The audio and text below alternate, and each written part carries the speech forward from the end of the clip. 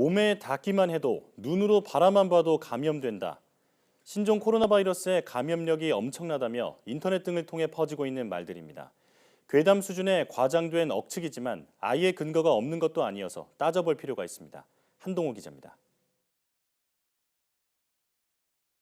각국 보건당국이 설명하는 신종 코로나 바이러스의 주요 확산 경로는 감염자의 입에서 나오는 침방울입니다. 그런데 사태가 확산하면서 새로운 주장들이 퍼지고 있습니다. 중국 관영 매체인 인민일보 공식 트위터에 올라온 글입니다. 기침이나 재채기에 노출되지 않고 신체 일부가 닿기만 해도 전염될 수 있다는 겁니다. 그러나 구체적으로 어떤 접촉인지, 바이러스가 공기 중에 노출돼도 장기간 살아남는다는 얘기인지 구체적인 내용은 전혀 없습니다. 현재까지 확인된 건 바이러스에 오염된 손이 전염의 매개체가 될 수 있다는 겁니다. 손을 통해서 매개가 되기 때문에 손 씻기를 철저히 하는 등 정도의 기본적인 예방 수칙을 기본을 지키시는 게 가장 중요한 예방법이라고 말씀드립니다.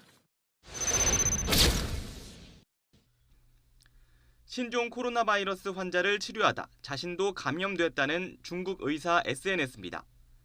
진료 당시 마스크를 썼지만 보호 안경을 안 쓴 사실을 갑자기 깨달았다. 이후 결막염이 생긴 뒤 감염됐다고 말합니다. 환자의 침이 튀어서 눈에 직접 닿거나 바이러스에 오염된 손으로 눈을 비비면 감염 확률은 높아집니다. 눈 안쪽 점막으로 바이러스가 침투할 수 있기 때문입니다. 바라만 봐도 감염된다는 건 괴담일 뿐입니다. 영화에 나올 만한 소설 같은 얘기고요.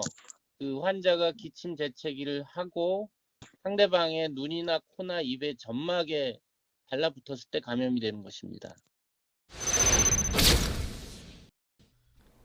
신종 코로나 바이러스 관련 거짓 정보를 무분별하게 유포하면 삭제하겠다는 방송통신심의위원회. 국민의 생명하고 건강, 안전을 지금 크게 해칠 위험이 있는 정보지 않습니까? 사회적 혼란을 현저히 야기시키는 정보는 그 심의 규정에 따라 시정 요구 대상입니다.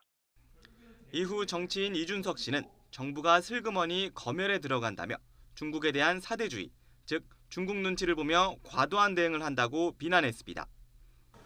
하지만 과거 정부 역시 혼란을 부추기는 허위 게시물을 제재했습니다. 2016년엔 미군의 고고도 미사일 체계 사드 때문에 꿀벌이 멸종한다는 내용 등 전자파 유해성을 과장한 게시글 10여 건을, 2015년엔 메르스가 미군의 실험이라는 글을 삭제했습니다. 표현의 자유를 침해한다는 위헌 논란과는 별개로 정부의 대응이 과거와 비교해 과도하다는 주장은 설득력이 떨어질 수밖에 없습니다. YTN 한동우입니다.